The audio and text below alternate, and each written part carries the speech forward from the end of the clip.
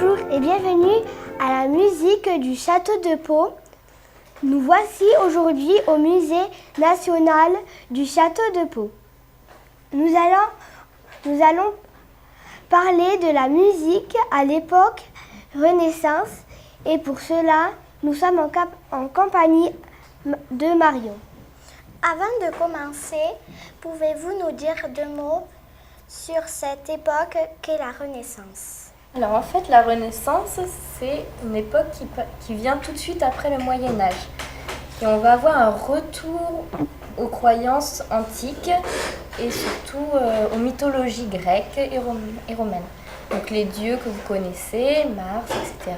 Et aussi les héros comme Hercule. Et c'est aussi à cette époque-là où, du côté de la musique, on va essayer de se recentrer sur l'homme, sur ses sentiments et ce qu'il pense. Voilà. Quels sont les types de musique de la Renaissance? Alors, à la Renaissance, on trouve 2 types de musique. La musique vocale et la musique instrumentale. Donc, en ce qui concerne la musique vocale, on peut par exemple parler de la chanson bourguignonne, qui est une chanson très raffinée qu'on trouve dans les cours. Et nous avons un extrait.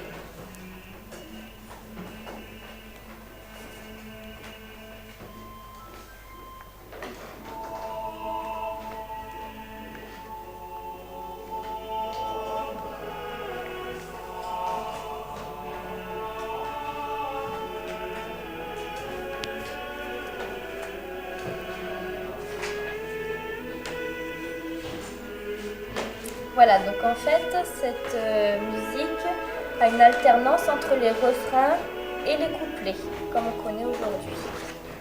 Voilà. Après la musique vocale, que pouvez-vous nous dire de la musique instrumentale?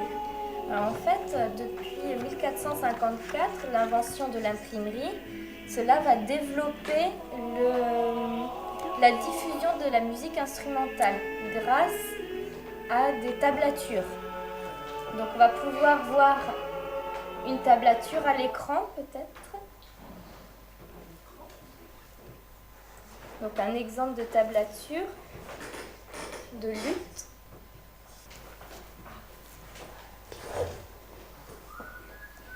Et donc en fait, toutes ces tablatures vont se diffuser dans les cours et on va pouvoir jouer de la musique et les œuvres vont se diffuser partout en Europe. Voilà. Qui dit musique dit danse. Quelles sont les danses à la Renaissance? Alors à la Renaissance, il existe 3 types de danses. Il existe les danses lentes, telles que la pavane. Donc nous avons un exemple en vidéo.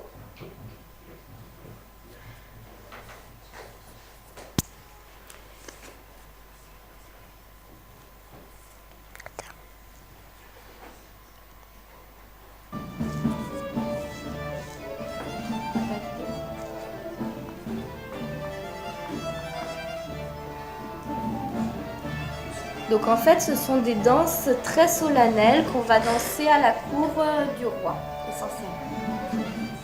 Ensuite, nous avons aussi les danses un peu plus rapides qu'on appelle modérées, comme le menuet.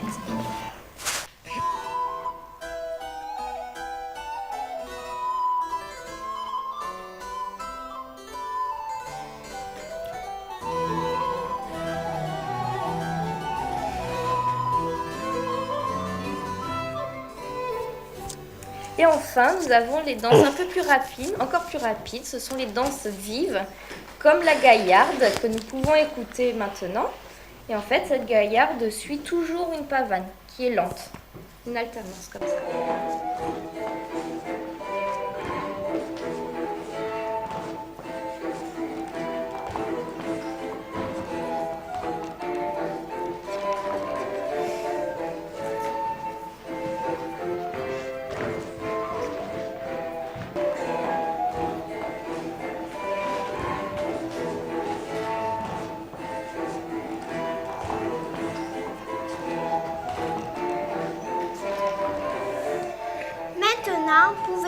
parler des instruments de musique.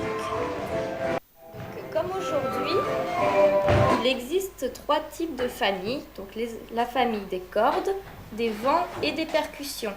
Mais il faut savoir qu'à l'époque, on distinguait aussi les instruments entre les hauts et les bas instruments, selon leur intensité.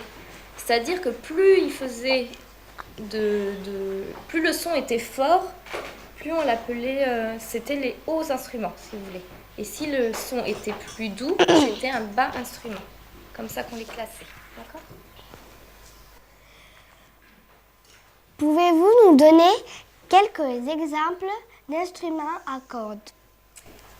Donc, par exemple, on peut penser au luth, qui est un instrument que nous pouvons admirer dans les tapisseries du château de Pau. Nous avons un visuel.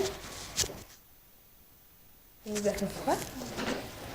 Et donc le luth, c'est un bas instrument. Il était très célèbre à cette époque parce qu'il était peu encombrant et pas très cher à produire. Donc je ne sais pas si on peut voir le visuel.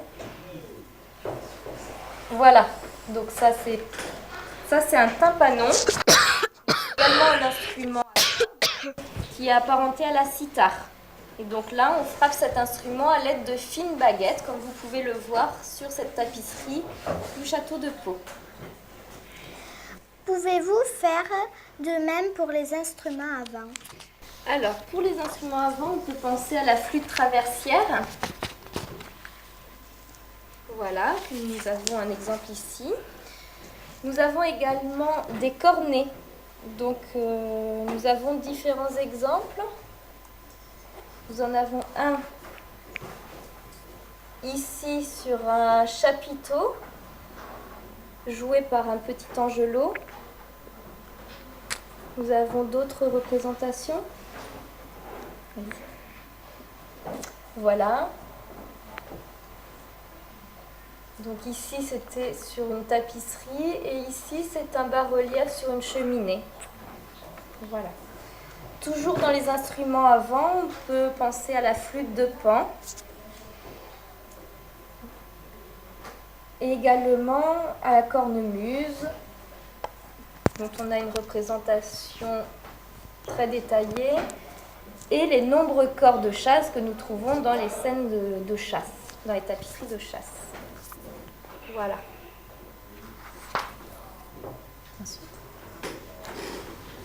Enfin, même exercice avec les instruments à percussion.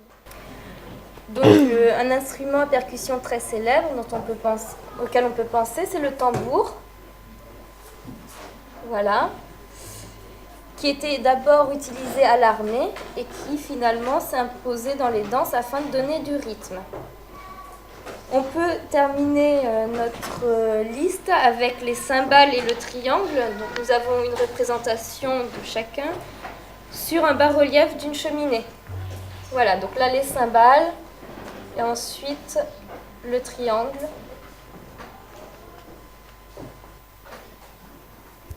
Voilà, le triangle.